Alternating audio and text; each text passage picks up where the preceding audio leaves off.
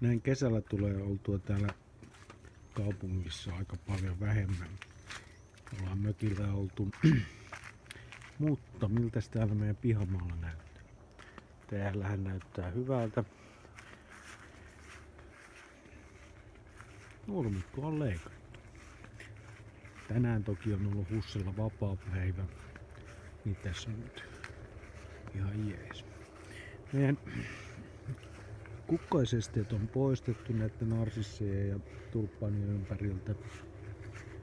Mut ne on löytäneet uuden paikan.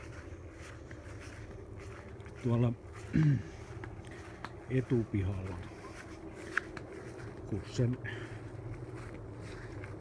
latauspisteen liepeillä leikkimökin takana on aika jyrkkä tommonen rinne.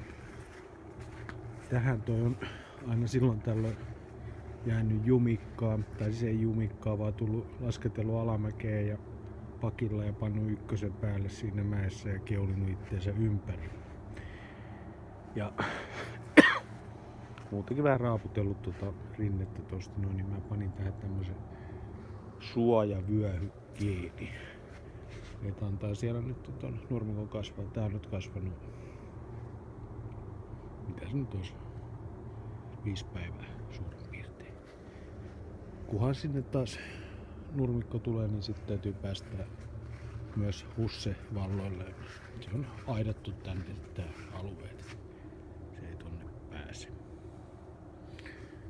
Naapuri on kyllä tuohon pensasaitaan toivonut reikää, jotta tää meidän Husse pääsisi heillekin kylään. Näillä eväillä lomat jatkuu, nurmikko leikkuu, täällä tapahtuu taustalla. Kiitos.